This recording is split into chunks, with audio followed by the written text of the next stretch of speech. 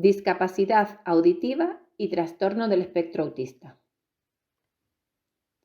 Durante muchos años, la discapacidad auditiva, DEA, y los trastornos del espectro autista, TEA, eran patologías que se confundían entre sí. Las características similares entre menores con estas discapacidades en cuanto a la dificultad para desarrollar el lenguaje oral, relacionarse socialmente y regular su conducta hacía que familiares y profesionales no supieran a simple vista si se trataba de un caso de sordera o de TEA.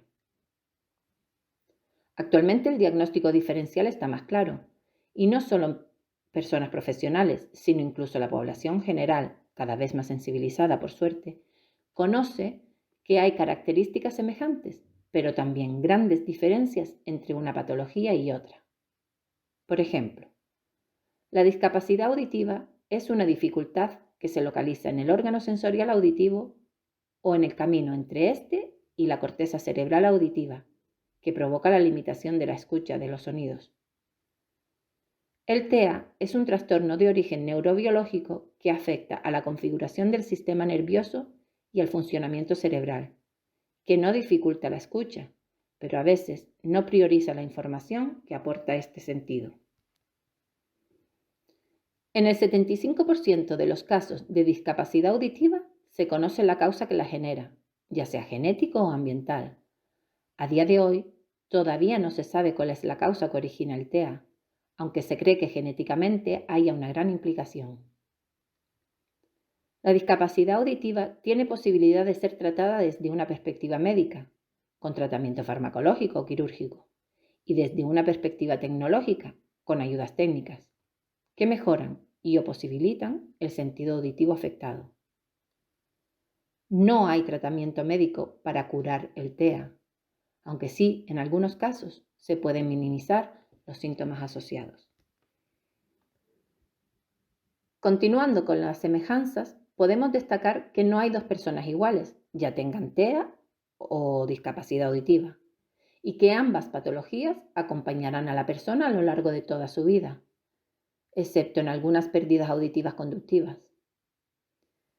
Pero, ¿qué ocurre cuando la persona tiene ambas discapacidades?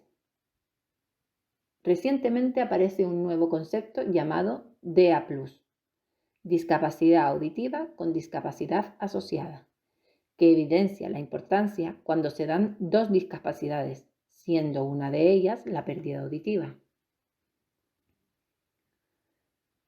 Si la discapacidad auditiva tiene sus importantes repercusiones en el desarrollo personal, social, educativo y laboral de una persona, mayor repercusión va a tener el que exista de forma simultánea otra discapacidad, como por ejemplo el TEA.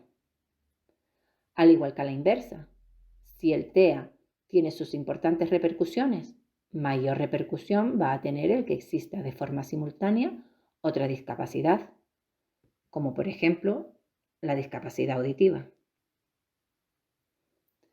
Se conoce que 4 de cada 10 personas con discapacidad auditiva tienen otras discapacidades asociadas. El 40%, según el estudio de la Comisión para la Detección Precoz de la Hipoacusia, CODEP. Y entre otras discapacidades asociadas, una de ellas es el TEA. Es cierto que no es la que aparece con mayor frecuencia, pero sí la que tiene mayor repercusiones en relación al desarrollo lingüístico y social, ya que ambas tienen esa afección como semejanza, por lo que este desarrollo estará doblemente afectado. Actualmente hay protocolos médicos que permiten una detección y diagnóstico temprano que favorecen la puesta en marcha de los tratamientos y apoyos que la persona y su familia necesita para minimizar las dificultades y alcanzar los mayores logros posibles.